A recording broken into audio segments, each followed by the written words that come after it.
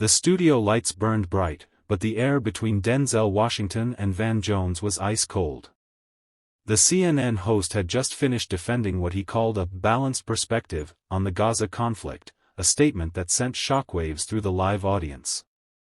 Denzel leaned forward, his jaw set, his eyes locked on Jones. "Balanced?" he repeated slowly, almost whispering. "You call bombing children balanced?" The audience erupted, some cheering, others stunned silent. Van tried to hold his composure, forcing a smile that didn't reach his eyes. "Denzel, you're emotional. I get it," he said, "but we have to acknowledge both sides." "Both sides?" Denzel cut in, his voice rising. "There's no both sides when innocent people are dying. When you sit there in your suit, using your platform to soften genocide, that's not journalism, that's complicity." The room went dead silent. Even the camera crew froze. Denzel didn't stop. "You talk about peace, but your words give comfort to power, not to truth." Van shifted in his chair, clearly unprepared for the storm. "This isn't about comfort, it's about understanding." "No," Denzel said sharply, his voice steady and cold. "It's about courage, something your network forgot a long time ago." The audience gasped. The moderator's earpiece crackled as producers whispered frantically, trying to decide whether to cut to commercial. But the cameras kept rolling, and Denzel wasn't finished. Van Jones tried to steady his breathing, but his hand trembled slightly on the desk.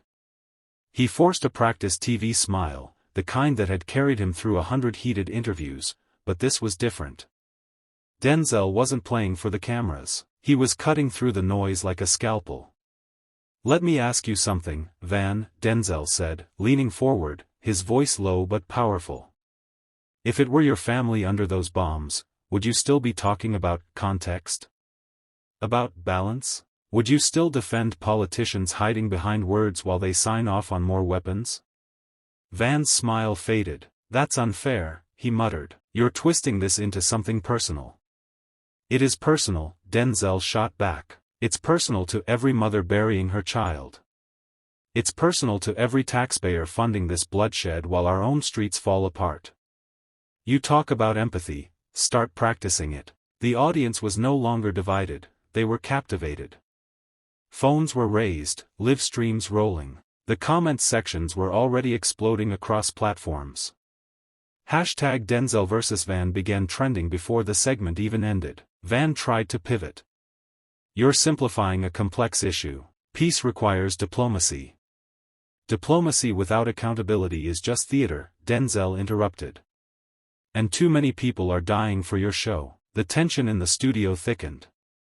Even the moderator couldn't find a way to step in. Denzel leaned back, his voice quieter now, but every word landed like a hammer. "You've got influence, Van. You could use it to tell the truth. Instead, you protect the narrative. The question is, whose truth are you serving?" The studio fell into a heavy silence, the kind that usually means someone had just crossed an invisible line. The crew exchanged nervous glances, even the lights above seemed to dim under the weight of Denzel's words. Van Jones adjusted his tie, his eyes narrowing. "You think I'm protecting the system? I'm trying to stop this country from tearing itself apart." Denzel gave a short, incredulous laugh. "By staying quiet when truth makes people uncomfortable? By speaking in circles while the powerful profit off pain? That's not preventing chaos, that's enabling it." Van slammed his hand on the table. "You don't understand what it's like. Every word we say can ignite something. People listen to me." "Exactly," Denzel said, his tone sharper than ever. "They listen. And that's why what you don't say matters just as much as what you do. Silence is the most dangerous form of complicity." The crowd gasped. Someone in the front row whispered, "He's right," while another murmured, "Van's losing it." The debate had long stopped being about Gaza, it had become a war over integrity, over who still had the courage to speak when the cameras were rolling. Van's voice wavered. "You think it's that simple?" Denzel's expression softened, but only slightly. "Truth is simple. It's the lies we build around it that make it complicated." A producer gestured frantically off camera, trying to signal a commercial break. But the control room didn't dare cut away. The world was watching. Denzel turned toward the audience, his voice echoing through the studio. History will remember who spoke for humanity, and who hid behind excuses. The next segment began, but no one cared about the teleprompter anymore. The studio felt electric, like something irreversible was happening. Denzel leaned forward, his hands clasped, his voice calm yet thunderous with conviction. "You talk about balance, Van," he began. "But when children die, when entire cities are leveled, balance isn't justice. Balance is cowardice dressed up as diplomacy." Van Jones tried to interject, "Denzel, it's not that simple. The world isn't black and white." Denzel cut him off sharply, eyes blazing. "Then stop acting like the gray areas make it okay to ignore suffering." The audience erupted in a wave of reaction, half clapping, half gasping. Cameras zoomed in on Van's tense face as he tried to maintain composure. Van took a breath, forcing a grin. "You're an actor, Denzel. You live in scripts. I live in reality." The crowd booed loudly. Denzel smirked slightly, his calm restored. "And in your reality," he replied, "truth is negotiable as long as the ratings are high, right?" The tension was thick enough to touch. Even the moderators looked frozen. Denzel continued, each word deliberate. "You call for peace but refuse to name the ones fueling war. You preach empathy but turn your back when it costs you status. That's not journalism, Van, that's performance." The camera cut to Van's face, pale, rigid, and furious. For a moment, he looked like a man stripped of every line he'd rehearsed. "Maybe," Denzel added softly, "you've forgotten what your voice was for." The audience went dead silent again. Somewhere backstage, a producer whispered, "This just went from debate to history." The studio felt like it had stopped breathing. Van Jones leaned back, visibly rattled, his polished on-air confidence cracking under the pressure of Denzel's relentless gaze. The camera zoomed in, catching the smallest twitch of his jaw, the only sign of his struggle to regain control. "Denzel," Van started, his tone sharper now, "you don't understand the political realities. There are alliances, treaties, billions in aid. It's complicated." Denzel tilted his head slightly, a small, almost sorrowful smile tugging at his lips. "Complicated," he repeated. "So that's what we call it now, when kids lose their homes, when mothers bury their sons, when truth gets traded for talking points?" The audience murmured again, this time with an unmistakable tone of agreement. "You're sitting there defending systems that profit off pain," Denzel continued, his voice rising just enough to pierce the silence. "But when people cry out, you call them emotional. You tell them to calm down, to wait, to let politics handle it. You don't hear yourself, Van. You've become part of the noise." Van's eyes narrowed. "And what are you, Denzel, a moral preacher? You live in Hollywood, you don't live in this chaos." Denzel didn't blink. "Hollywood didn't teach me empathy. Life did. Watching silence destroy people did. Watching power disguise itself as leadership did." The audience burst into applause, spontaneous and loud. Van shifted uncomfortably, realizing that the energy had turned against him.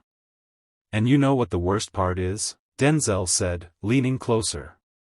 "You used to be one of the good ones. You spoke truth to power once. But now, you speak power to truth, hoping the truth doesn't talk back." Van's face fell. For the first time, he looked genuinely shaken. The camera captured it, the precise second a narrative cracked on live television. Backstage, producers whispered urgently into headsets, "Keep rolling. Don't cut. This is history in motion." The lights felt hotter now, the studio charged with a tension so thick it was almost visible. Van Jones adjusted his tie, forcing a shaky smile. "You love playing the hero, don't you, Denzel?" he said, voice tight. "You come in here swinging moral fists, but you're not offering solutions, just outrage." Denzel's laughter echoed through the studio, low and controlled. "Solutions," he repeated, leaning slightly forward. "You want to talk about solutions, Van? Let's start with honesty. Let's start by calling things what they are instead of what polls tell us to say. He paused, letting the silence work in his favor. The audience leaned in. Even the camera operators stopped breathing. You sit in rooms full of power, Denzel continued, and you tell the people watching that everything's under control. You sell calm when the world's on fire. You say you're balanced, when what you really mean is silent. Van shot back, his frustration finally breaking the polished facade. You think shouting on TV changes anything? Real change comes from policy, from diplomacy. Denzel cut him off, voice rising with raw conviction. No, real change starts when someone stops lying about what's happening. You don't need a title to tell the truth. You just need a spine. Gasps filled the room. One of the producers whispered, "Oh my God," as the live comments on the broadcast exploded. Van's expression hardened. So what, Denzel? You're the savior now? Denzel shook his head slowly, eyes locked on Van's. No. I'm just a man who's done watching smart people make excuses for cruelty. For a long moment, neither spoke. The only sound was the faint buzz of the studio lights. Then Denzel leaned back, his tone calm but cutting. You can spin politics, Van. But you can't spin pain. Not anymore. People see through it now, they see through you. The crowd erupted again, applause echoing off the studio walls. Van looked away, his jaw tight, eyes flicking toward the camera. The nation was watching, and for once, he had no line ready. The tension didn't fade, it deepened, thickened, like the air itself was holding its breath. The moderator's voice trembled slightly as she tried to restore control. Gentlemen, let's stay focused on the issue, she said, but her words evaporated in the rising storm between them. Denzel turned toward the audience, his voice steady and sharp. See, this isn't about politics anymore, he declared. It's about conscience. When children are dying halfway across the world, silence isn't diplomacy, it's betrayal. Van Jones raised a hand, his tone defensive but cracking under the weight of Denzel's fire. You think it's that simple? You act like shouting from a stage fixes global conflicts. You don't understand the complexity. Denzel's reply cut through like a blade. Complexity? You mean the complexity of pretending to care while doing nothing? His words landed hard, each one punctuated by a murmur from the crowd. The camera zoomed in, two men, two worlds, face to face under unrelenting lights. Van's polished media comm started to crumble, his eyes darted to the control booth, where even the producers seemed frozen. You've spent years talking about unity, Denzel continued. But unity means nothing when it's built on silence. You can't unite truth with lies, Van. Not anymore. Van's jaw tightened. You think you're the only one who cares? You think passion replaces policy? You've never had to make the kind of calls that. Denzel slammed his hand on the table, his voice rising, not out of anger, but from something deeper. No, I've had to live with the consequences of those calls. You don't feel the pain, you debate it. The audience gasped. A woman in the front row whispered, "He's right," as the room's energy tipped into chaos. Hashtag started trending within minutes, hashtag Denzel speaks truth and hashtag Van exposed. For a brief second, Van looked at Denzel, not as a rival, but as a man forced to confront something he had long buried. His reply was faint, almost unheard, "Maybe you're right." But Denzel didn't let him off easy. He leaned in, his final line echoing like a gavel strike. Then prove it. Not with words, with courage. The studio fell dead silent. The studio lights dimmed slightly, the air vibrating with the shock of what had just unfolded. Van Jones sat frozen, his face pale under the glare of the cameras.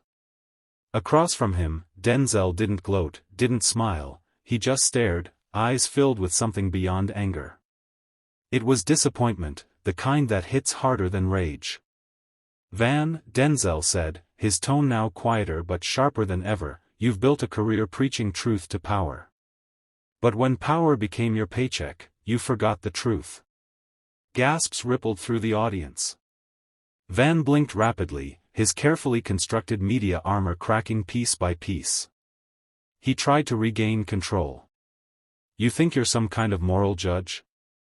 You don't understand what it's like inside that system." Denzel leaned forward, voice low and resonant. "You're right. I'm not inside it, because I refuse to be owned by it." The room went still. Every camera angle caught the contrast, Denzel's raw conviction versus Van's polished deflection.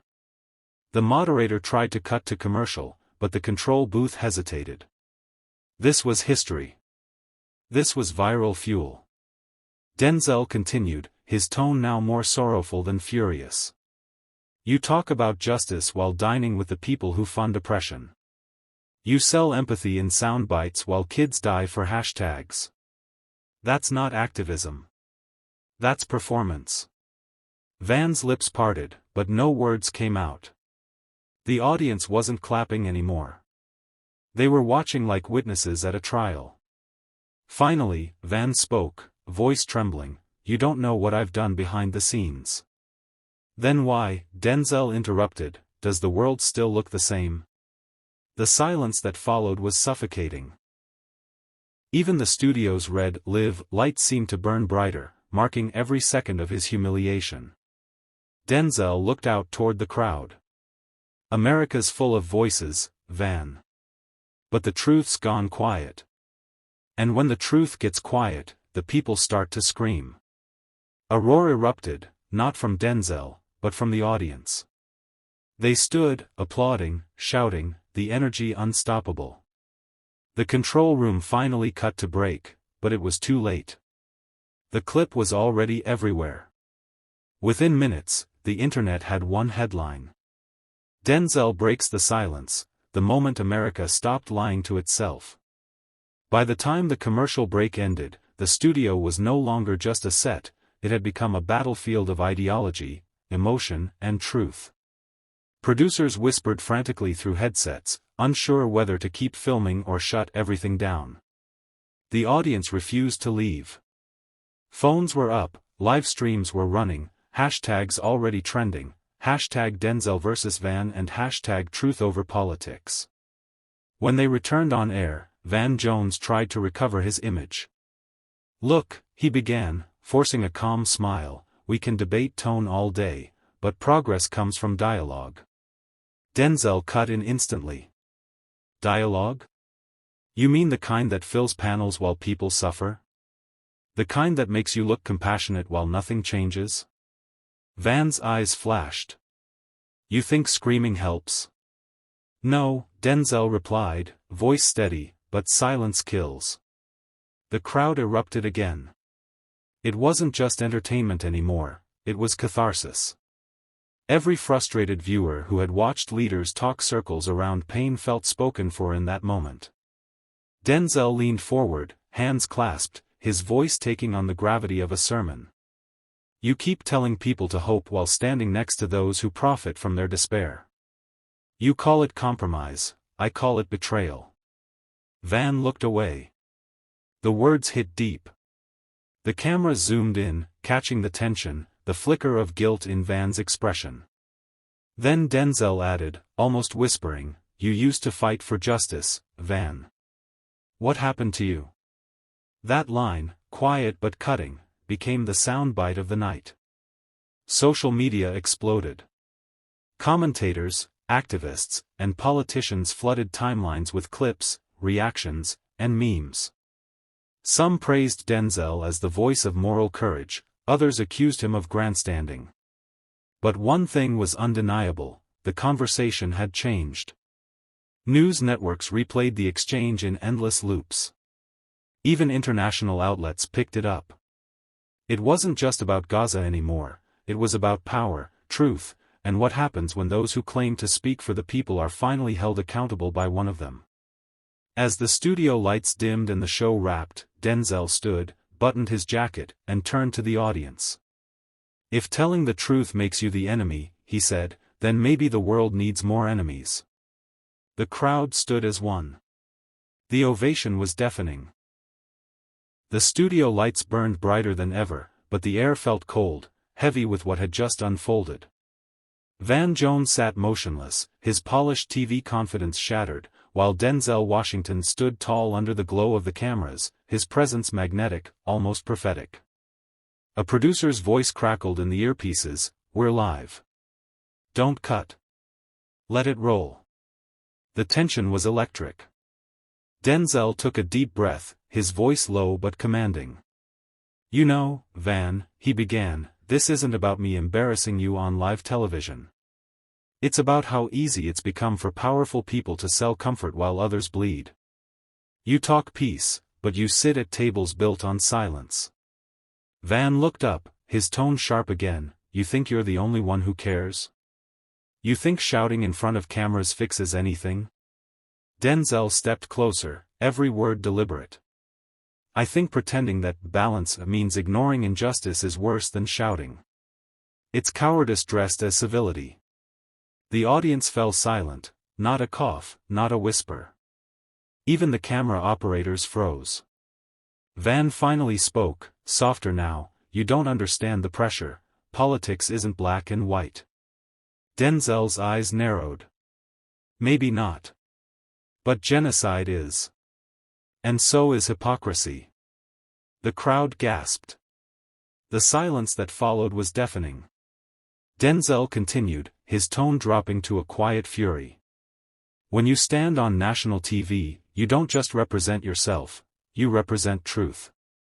And truth doesn't need sponsors." The words hit like thunder. The studio's tension broke, some audience members cheered, others stood in stunned disbelief. Van Jones lowered his gaze. His argument, his authority, his television armor, all gone. Then Denzel turned toward the cameras. "To every viewer out there, don't let them tell you that justice is complicated. Don't let them sell your silence. Speak. Question. Demand more. Because the moment we stop asking why, we become the lie." The lights dimmed, the applause roared. Van exhaled heavily, the weight of truth pressing harder than any headline could. Outside the studio, news networks lit up. "Denzel destroys Van Jones live" trended within minutes. Hashtags like #TruthOverTitles and #EnoughVan exploded. Clips flooded every platform. Denzel's words were everywhere, but what mattered wasn't the viral moment, it was the uncomfortable silence it left behind. As Denzel exited the building, reporters shouted his name, flashes erupting around him. He didn't stop. He simply looked back once and said, "Tonight wasn't about winning. It was about waking up." And with that, he disappeared into the night, leaving America wide awake. What you saw tonight wasn't a fight, it was a reflection. We live in a time where truth has become negotiable, where media sells narratives instead of accountability. I didn't come here to win an argument. I came here to remind people that silence is the most dangerous lie of all. If we stop demanding honesty, if we stop questioning those who shape the story, then we lose our right to call ourselves free. Don't believe me. Don't believe Van. Believe your conscience. That's where truth begins.